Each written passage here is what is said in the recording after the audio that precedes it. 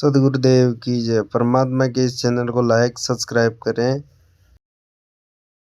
मैं 3 पुरुष बताए हैं, एक सरपुरुष, एक अक्षर पुरुष। सरपुरुष तो ये ब्रह्म है, 21 ब्रह्मांड का स्वामी है, बस इतना ही भगवान है, इतना ही प्रभु है यो। और अक्षर पुरुष यो 7 शंख ब्रह्मांड का, नील पद्म शंख, 7 शंख ब्रह्मांड का स्वामी है, इतना ही प्रभु है।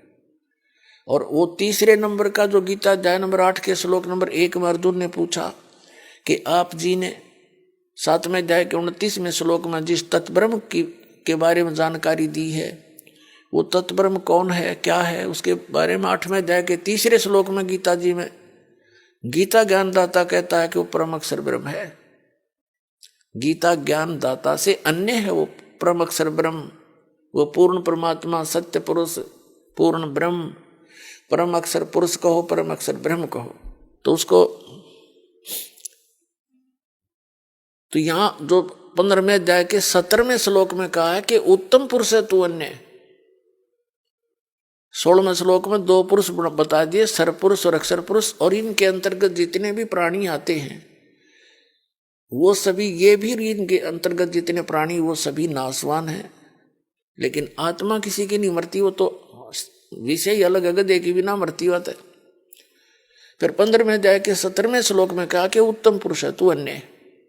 वो श्रेष्ठ भगवान, उत्तम श्रेष्ठ पुरुष माने परमात्मा यानी परम अक्षर पुरुष, वो तो इन दोनों से अन्य है और वही तीनों लोकों में प्रवेश करके सबका धारण पोषण करता है, वो अविनाशी परमात्मा। अब जैसे गीता अध्याय नंबर 15 के श्लोक नंबर 1 में बताया कि ऊर्ध्व मूलम अधः शाखम, ऊपर को जड़ वाला, नीचे को तीनों गुण रूपी शाखा वाला, ये उल्टा लटका हुआ संसार रूपी पीपल का वृक्ष जानो एक उदाहरण रूप में।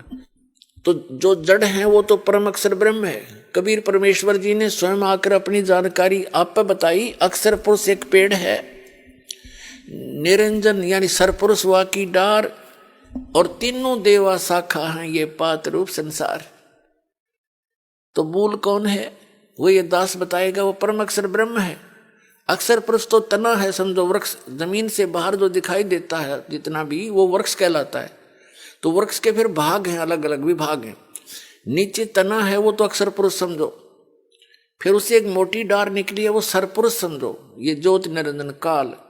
उसकी 3 शाखाएं हों वृक्ष की, यानी रजगुण ब्रह्मा, सतगुण विष्णु, तमगुण शिवजी रूपी इसकी ब्रांच है, और पात रूप संसार। और जो जमीन के अंदर गुप्त है, प्रोक्ष है, वो जड़ है, और जड़ से ही सबको आहार मिलता है। पूरे पेड़ को जड़ से सी खुराक मिलती है, वही सबका धारण पोषण करने वाला है। तो गीता अध्याय नंबर 15 के श्लोक नंबर 17 में कहा कि उत्तम पुरुष तु अन्य परमात्मा इति उदाहरते। ये लोग तेरे में आविष्य विभर्ती, वो तीनों लोकों में प्रवेश करके सबका धारण पोषण वही करता है, वो वास्तव में अविनाशी परमात्मा है। तो पुण्यात्मा ये एग्जाम्पल बहुत गजब का है। उल्टे लटके हुए संसार रूपी वृक्ष का जड़ से ही पूरे विश्व को, यानी पूर्ण परमात्मा से ही पूरे विश्व को सब कुछ मिल रहा है। जो भी आपका वर्क डन है वो भी वहीं से मिल रहा है। अब जैसे कोई नौकरी करता है गवर्नमेंट की, वहां उसने दिहाड़ी करी, उसकी तनख्वाह बनी, कैशियर के पास आ गई, ट्रेजरी में आ गई, उसने दे दी उठा के, आपका वर्क डन था। अगर आपने नौकरी ना कर रखी हो, हाजिरी ना लग रही हो, तो कैशियर ना दे चवन्नी। तो ये भगवान तो कैशियर समझ लो, ब्रह्मा विष्णु महेश्वर